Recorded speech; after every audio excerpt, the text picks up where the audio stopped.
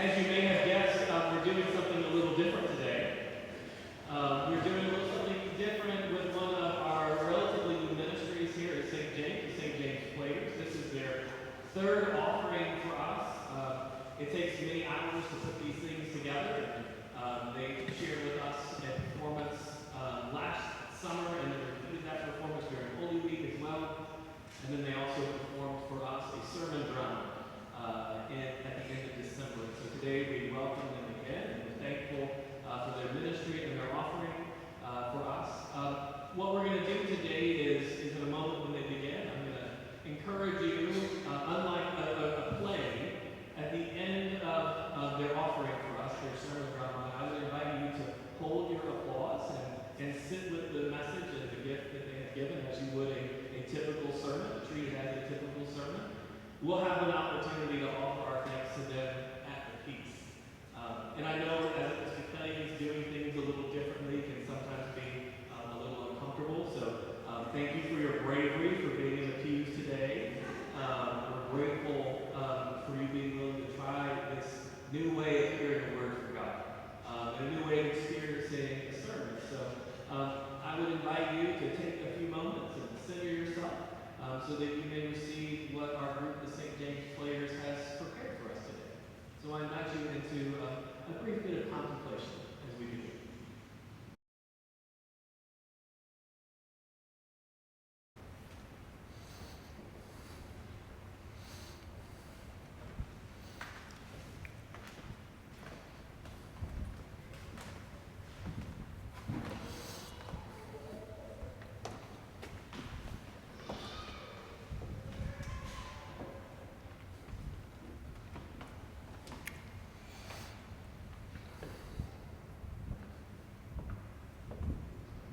Could I help you? Oh, I'm sorry. I thought you were, Oh, yes, they're very lifelike, aren't they? Oh, yeah. It's amazing.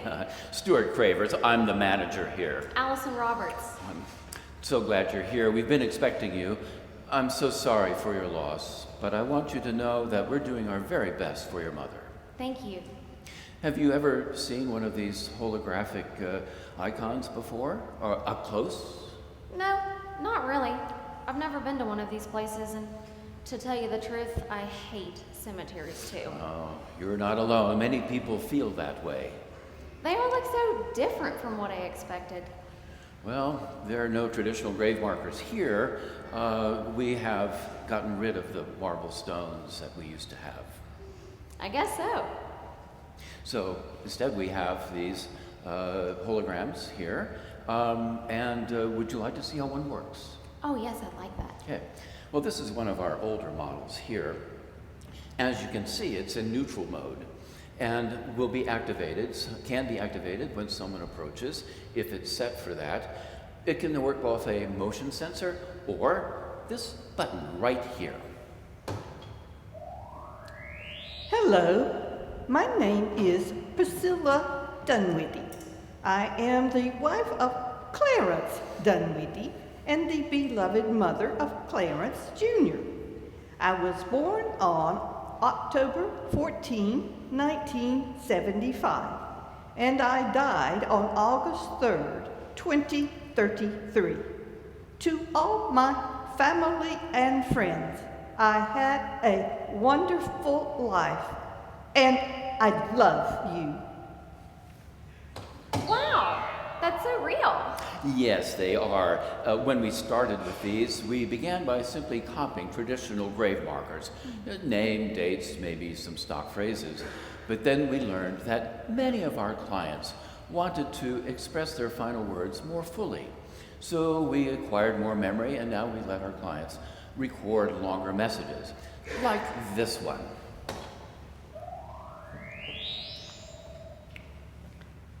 Hello, I'm Priscilla Dunwitty. I am the wife of Clarence Dunwitty and the beloved mother of Clarence Jr.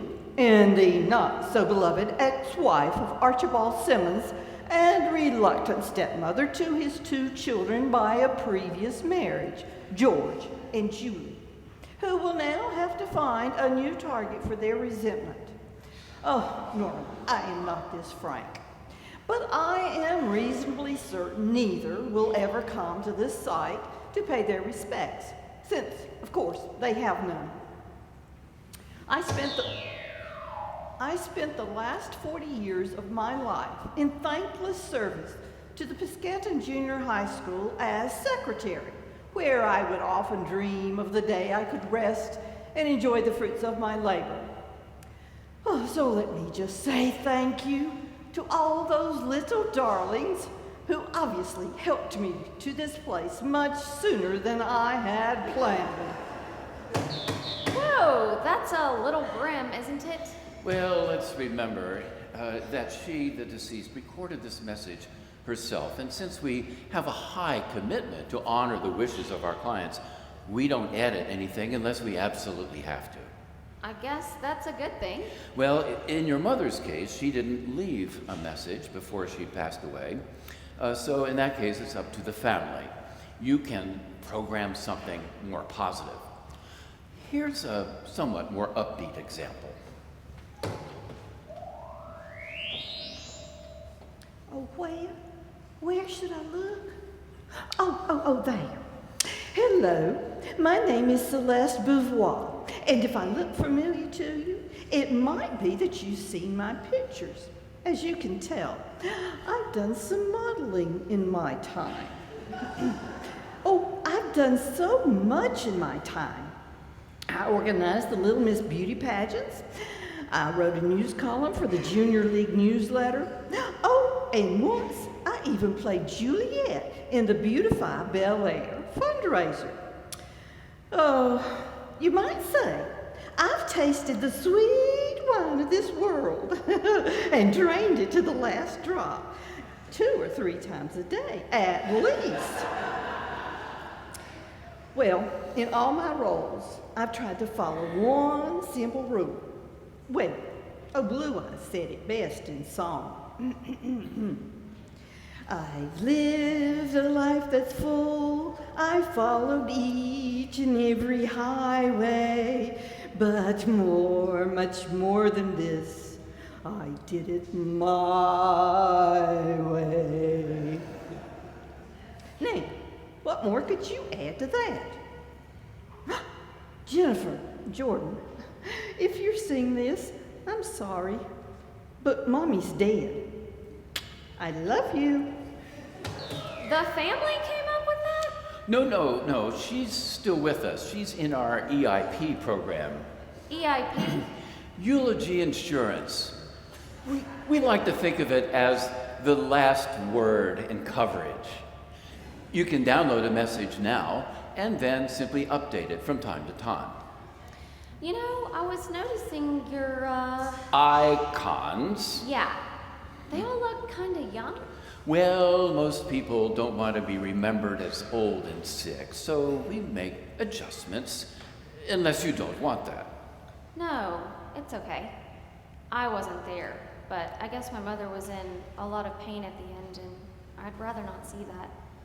Do you have any icons where the family programs a message? Oh, yes, there's one, but it's not a very good example. Oh, I'd really like to see it. Okay, but it is unusual.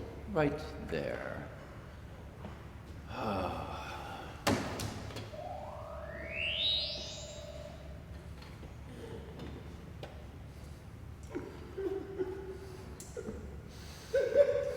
I told you I was sick. I told you I was sick. Oh, I told you I was sick. I told you I was sick. I told you. Oh, is that a technical problem? No, the family made the loop on purpose. The family said it captured their loved one exactly as they remembered him. I guess you must get everything. Yes, well, your mother's icon won't be anything like that. When you asked us to do the very best, we went straight to our newest model. You know about that, right? Yes, your people explained it to me pretty well. Well, then you know it's not simply a memorial. It's a thoroughly interactive consciousness. And we are so very proud of it. We know that when you have one of these artificial intelligence beings, it's like having a piece of your mother right there with you. I hope so. That's really the reason I came. Well, you know how it's access to all your mother's records? Yeah, you had to have them to build the hologram, right? That's right. We download whatever we can into the icon's personality matrix. And for most people, that's things like credit card bills and maybe some email and home videos. But with your mother, did you know she kept a journal? Actually, no, but I left home a long time ago. Well, I suppose that sometime after you left, she started writing down her thoughts on a computer. I think you could say she was a religious woman. That's putting it mildly. Well, her journal was like a conversation with God. There were poems and prayers and fears. It was all straight from the heart. So when we went to make her icon, I think it's one of the best we've ever done. You mean you've finished it? I thought it wouldn't be ready for weeks. Well, with this job, we worked a little harder. Can I see it now? Yes, you may. I have to admit, I was hoping to surprise you. Believe me, you have. I thought I was just getting the tour today. Well, I wanted to give you an idea of the icons before you actually saw your mother's. Now, do you think you're ready? I don't know. I'm a little shaky. All right. Just take a deep breath. Remember, you can stop anytime.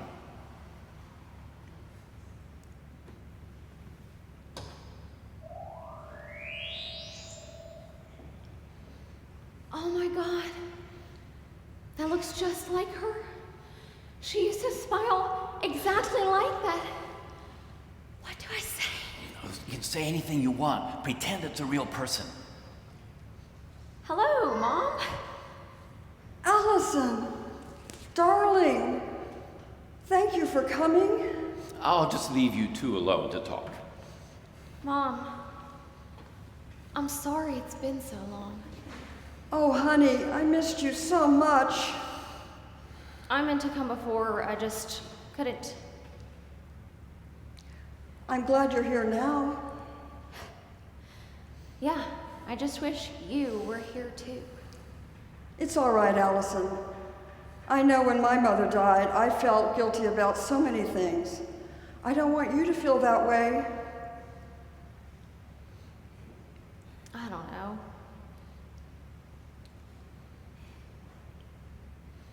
I just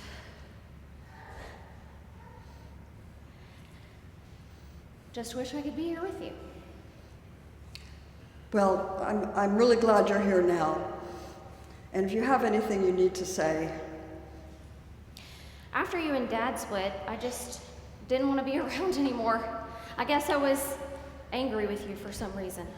Well, I made plenty of mistakes. Not as many as I have.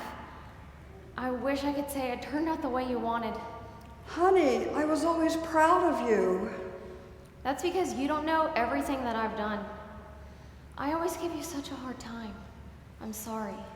Well, if you need to hear it, I forgive you. What am I doing? I'm apologizing to an illusion.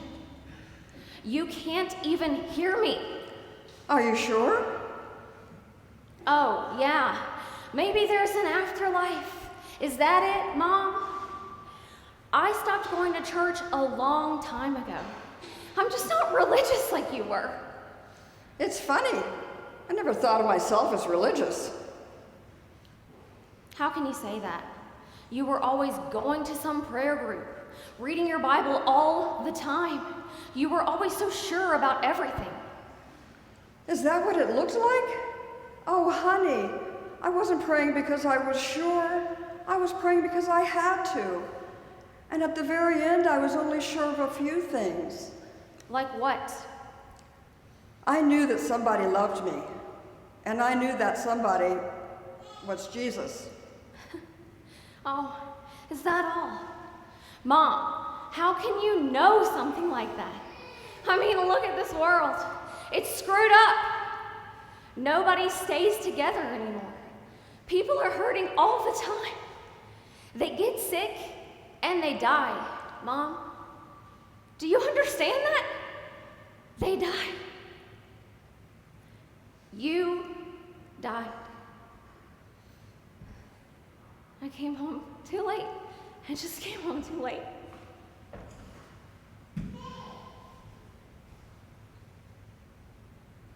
Allie, a long time ago when you were just a baby, I remember a day when you fell asleep in my arms with your head tucked under my chin. But your face was turned away from me, so I couldn't see if your eyes were closed. So I stepped up to the mirror in the dining room to see if you were really asleep. And you were. You looked so peaceful. And as I stood there, looking at my own arms wrapped around you, I had a thought that just about overwhelmed me.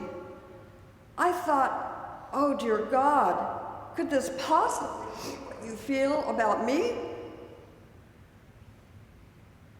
I know God loves me, Allie, because I know how I feel about you.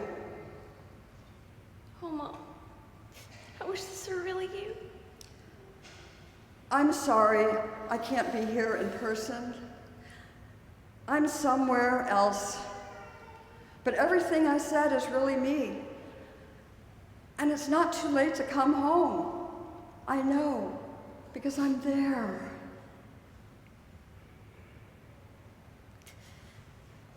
Turn it off. Turn it off, Mr. Cravers. Please turn it off. What's the matter? It's not really my mother. It didn't act like her? No, it was exactly like her. In fact, it was so much like her, it made me remember who she really was. Well, isn't that a good thing? Yeah, it is. 'Cause I know now, if she were really here, she'd say, you don't need this. It's not me. I'm right there, in your heart, because I love you. Always. Well, it's not really your mother, but didn't it make you feel better and think of things you might want to tell her? I tell you what, I think I'll just wait till I see her again. Anytime, anywhere.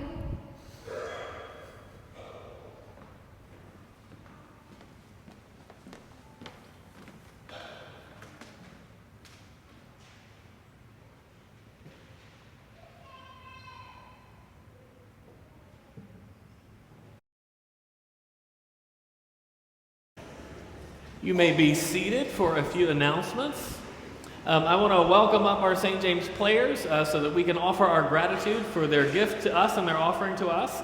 I want you to know it takes a lot of time and effort to not just memorize those lines, but to get all your marks and all that. So we thank you for your offering for us tonight.